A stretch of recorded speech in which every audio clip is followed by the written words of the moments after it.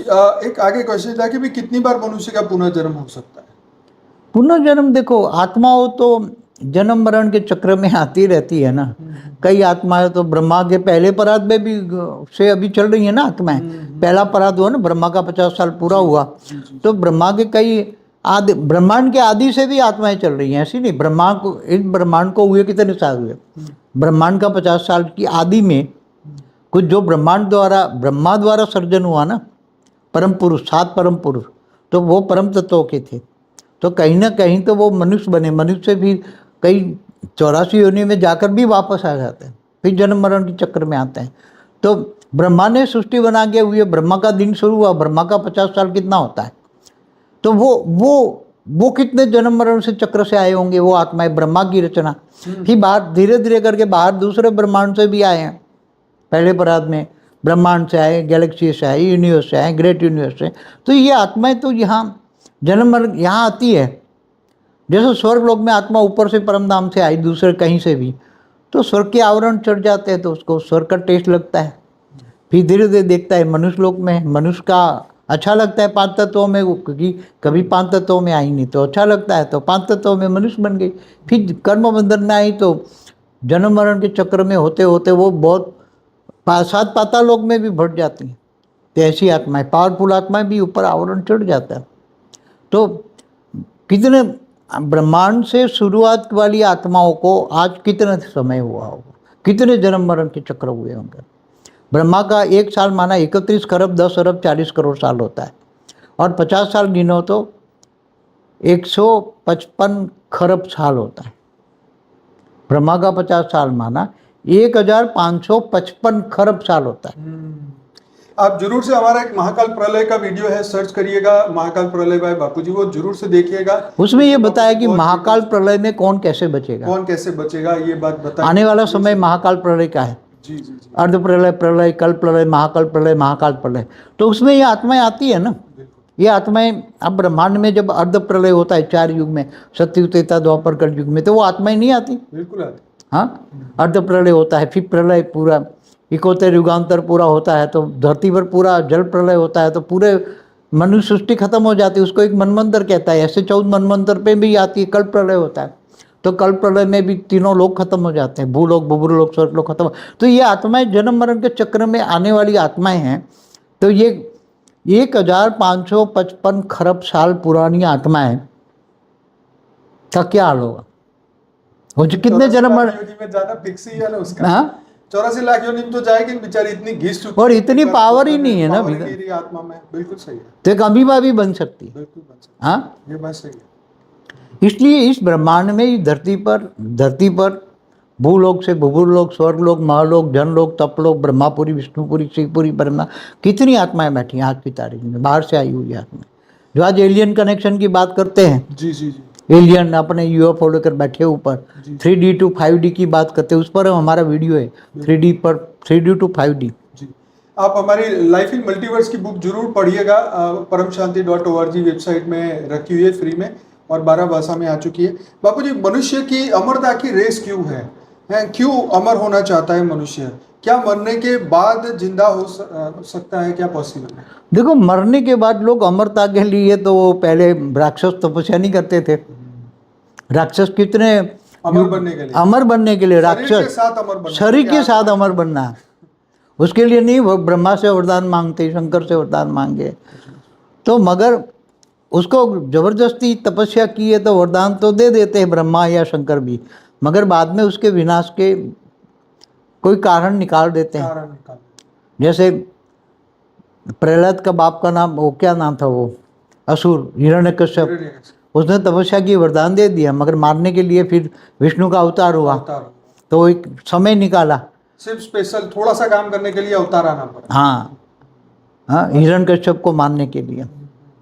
तो ये देखो, धरती पर मनुष्य का अमर बनने का, 5 तत्वों में अमर बन, आज विदेश में वैज्ञानिक लोग नहीं है वो ढूंढ रहे हैं कि उसमें एक बहुत बड़ा वो बना है, उसमें डेड बॉडी, रशिया में क्रिलियन पता नहीं क्या बोलते हैं, एक ऐसा टैंक बनाया है, उसमें लिक्विड नाइट्रोजन डाल के -300 डिग्री में 350 हाँ 350 डिग्री से वो ठंडा करके रखा है, और उसमें मनुष्य ने 59 देश के लोग हैं, नहीं 59 बॉडी है और 100 देश से ज्यादा के उसके लोग हैं। क्लाइंट किसी भी ने हैं अपना वेटिंग में। फेस रखा है, किसी ने अपना पूरी बॉडी रखी है। इस तरीके से उन्होंने अपने उसका चार्ज कितना? $36,000 हाँ, तो उसको अपने प्रिजर्व शरीर करने को का। प्रिजर्व करके रखा है ताकि हम फिर से दोबारा जिंदा हो सके। दोबारा जिंदा हो सके तो ये बॉडी हमारे काम आएगी। हाँ, तो ये क्या मतलब आपको क्या लगता है, ये जोक्स है या क्या है ये?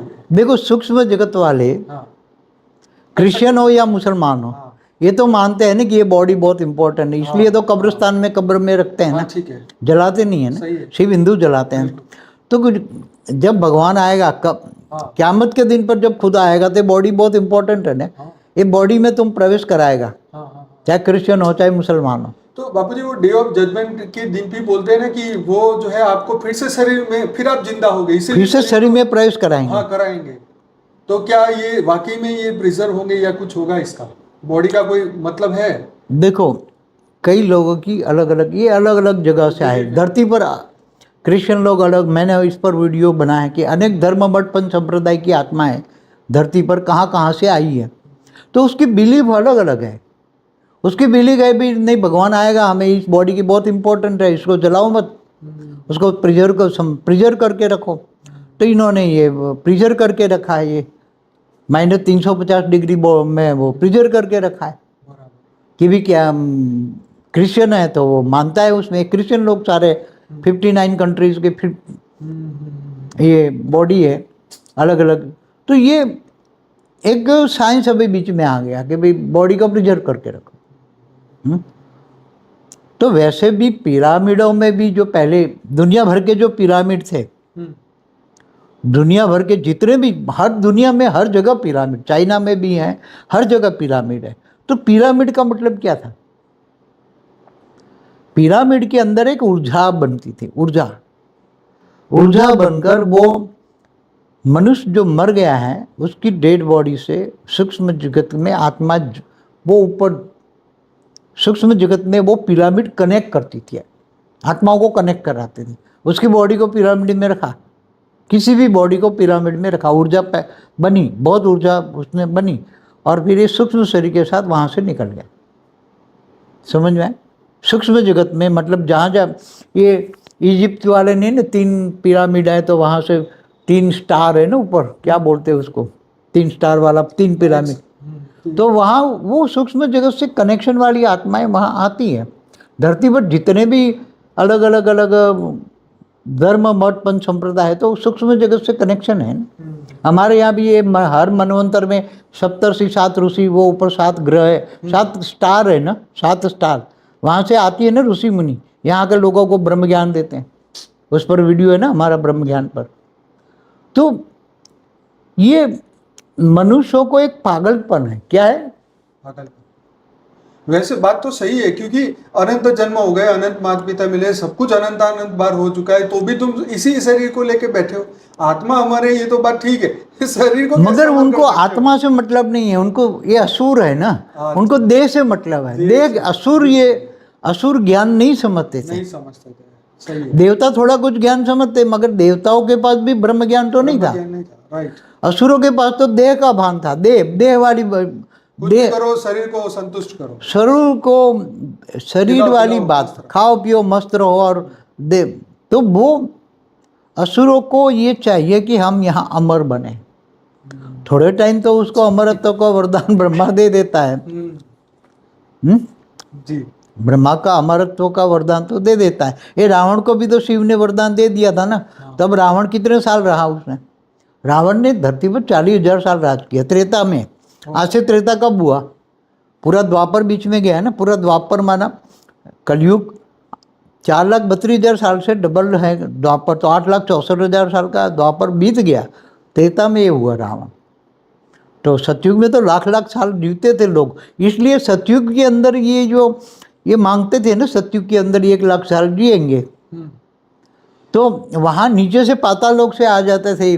अच्छा, धरती पर सतयुग चल रहा है, नीचे पाताल लोक में असुर है। हाँ। तो वो 7 पाताल लोक से असुर यहाँ आ जाते थे सतयुग में, और वो 1,00,000 लाख साल वो नहीं जी सकते थे। अच्छा, उसकी इसकी मन की जो भाव है तमो प्रधान है, और यहाँ सतयुग है तो यहाँ का वायुमंडल खराब करते थे, धरती का।